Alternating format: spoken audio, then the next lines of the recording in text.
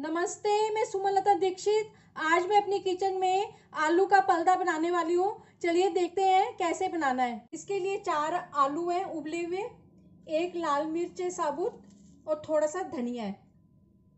आलू जो है इनको काट लेंगे और हरे धनिया को भी बारीक काट लेंगे। मसालों में लाल मिर्च पाउडर, धनिया पाउडर, जीरा, नमक, गरम मसाला, हींग, हल्दी, दही 2 कप। अब इसको अच्छी तरह से फेंट लेंगे। पैन में सरसों का तेल, इसमें 3 टेबलस्पून डाला है। तेल गरम हो चुका है। अब इसमें 1 टीस्पून जीरा डाल देंगे, साबुत लाल मिर्च डाल देंगे, पकने देंगे जीरा और लाल मिर्च को। गैस की फ्लेम को कम कर देंगे और इसमें 1 टीस्पून धनिया पाउडर डाल देंगे, 1 टीस्पून लाल मिर्च पाउडर, अपने टेस्ट के हिसाब से भी डाल सकते हैं। हींग हाफ टीस्पून, हाफ टीस्पून हल्दी, 1 टीस्पून अपने टेस्ट के हिसाब से डाल सकते हैं। सब मसालों को अच्छी तरह से मिक्स करके पका लेंगे। अब इसमें आलू डाल देंगे।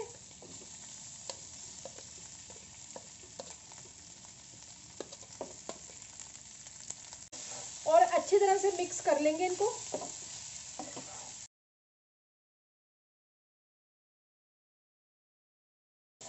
अगर आप मेरे चैनल पर पहली बार आए तो इसे सब्सक्राइब कर देना, बेल को प्रेस कर देना, जिससे आपको मेरे आने वाली वीडियो की नोटिफिकेशन मिलेगी।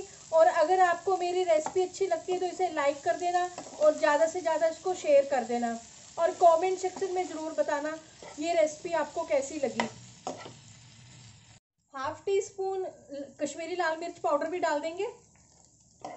अब अच्छी तरह से दोबारा से मिक्स करेंगे इसको।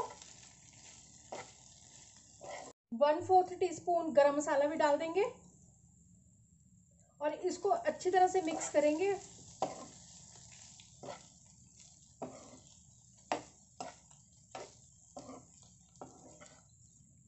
तीन 4 मिनट हो गए इनको पकते हुए। अब गैस की फ्लेम को ऑफ कर देंगे।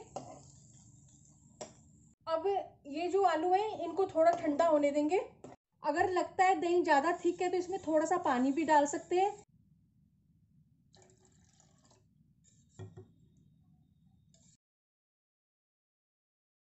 अब इस दही में जो आलू थोड़े से ठंडे हो चुके हैं अब इनको डाल देंगे।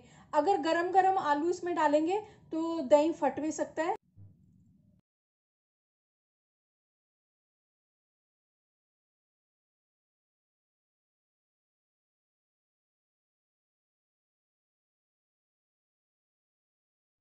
ये दही के साथ मिक्स कर दिया इसको और ये तैयार हो गया है। इसी पैन में हाफ टीस्पून तेल डाल दूंगी सरसों का और ये ऊपर से एक तड़का और लगा लेंगे।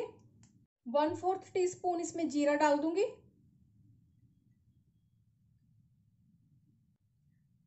1/4 टीस्पून कश्मीरी लाल मिर्च। गैस की फ्लेम को बंद कर देंगे। अब इसको सर्विंग बाउल में डाल देंगे।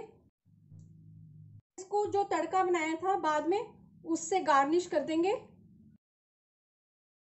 धनिया से गार्निश कर देंगे इसको।